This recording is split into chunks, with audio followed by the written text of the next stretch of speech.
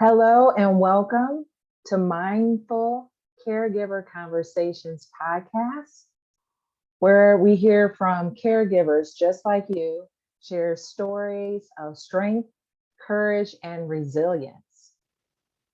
My name is Donna Ray Jones. Hello, my people. This episode, let's talk about limiting beliefs.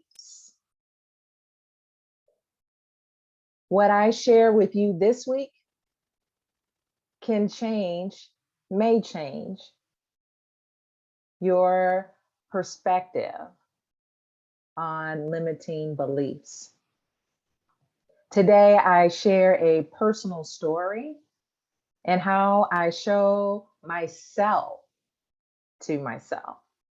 Hopefully, my story will frame some of your limiting beliefs, lead you to feeling your feelings, and move you to continue on your path of discovery. Learn why sharing stories helps us to see ourselves in similar situations, but also shows you how limiting beliefs are sentences we tell ourselves, and we can choose different sentences. 2 weeks ago, I was in Charlotte, North Carolina to skydive. I can't say it was on my bucket list, but it definitely intrigued me. For the past several months, I've been wanting a thrill. And when I saw the event posted, my heart jumped.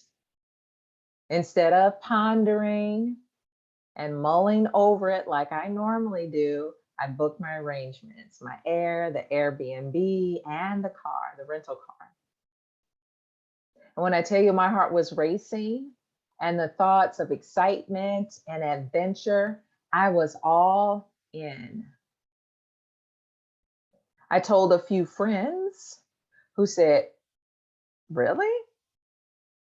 Or "That in no way interests me," or "It couldn't be me." Even hearing those words I was more convinced and ready. I didn't tell any of my family because I didn't want them to spook me or to talk me out of it. So let me go back.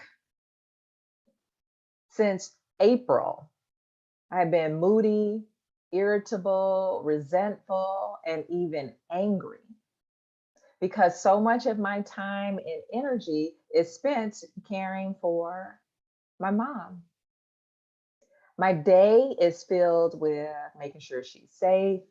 And at the time, the kitchen was being remodeled. So checking in with the contractors, making sure they had everything that they needed, cleaning, making doctor's appointments, and then updating my sister on all of the things.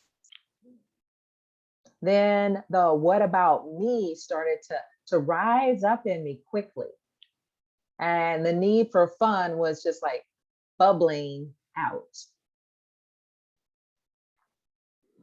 So when I got to the skydiving location, I was pumped. I was nervous and excited at the same time. And my group was there laughing, talking, taking pictures, having a good time. And I was in the second group. So I put on my harness, I met my tandem instructor, Dan, and he gave me all the information, what to expect. And I was like, let's go. So once we got to the plane, when we get on the plane, we were the first people on the plane. And Dan let me know that we would be the last people off. And I was glad to be the last people off. And there were 9 people on the plane laughing, giving high fives, taking photos. And me, I was taking in the beauty. I was feeling myself centered and self-assured and confident. And as we reached 13,500 feet, the door opened and the first person just tumbled out. And then my heart dropped. And then the second to last person just fell out. And I felt Dan scooting us forward. And then when I got to the end of the bench, I felt my legs lock, my hands lock onto the bench, and I couldn't move. And I heard Dan ask me 3 times, "Are you ready? Are you ready to skydive? Are you skydiving today?" 3 times I said no, no, no. Just that clearly with that much conviction. And then so we just scooted back. He gave the pilot the signal to head back. And then on the flight back, those limiting beliefs just started firing. I knew it. You scared all the time. When you gonna grow up and take responsibility? You don't want it bad enough. That's what I thought. You never go through with it, with anything. You don't trust people. That's why you didn't tell anyone. And the list kind of goes on with variation of those thoughts. Tony Robbins says, limiting beliefs are the stories we tell ourselves about who we are that hold us back from becoming who we're meant to be. These beliefs limit us from reaching our full potential. They're often subconscious, and we don't even know that we have them until something or someone point them out to us. So once I got back to the base site, I was pacing, breathing, trembling, crying, feeling my feelings. And after about 8 minutes or so, I felt safe. Safe with myself,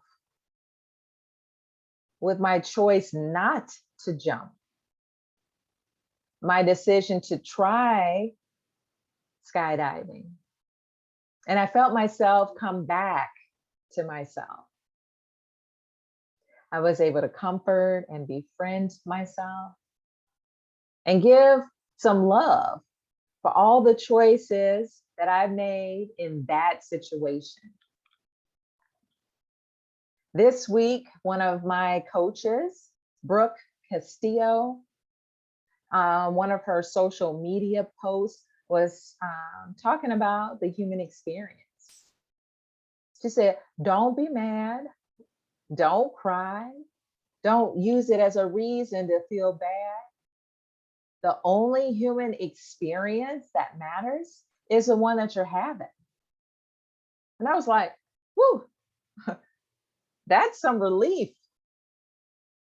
Now I'm able to look at skydiving as the experience to expose me to my limiting beliefs. I didn't know all those beliefs were in me. I couldn't journal about it or talk about it enough to reveal it. So what did I learn about myself? I can trust myself. Stop berating myself. This is the experience that I'm having. And nothing's wrong. Keep going. Me going to Charlotte is what I needed to learn about myself, to raise my limiting beliefs and come home to a more confident and self-assured Donna Ray. Some pieces of me are chipped, broken, missing, and I'm okay. Let's scratch that. I'm bold, invigorated, and surprised. And I needed to remind myself of that there's more to me and I can continue on the road of discovery. So I hope that some part of this resonates with you or it was helpful. So I encourage you this week to identify 3 of your limiting beliefs and journal about it or make a video about it and send me a DM on Instagram at Donna Ray Jones. And let's continue this the conversation there.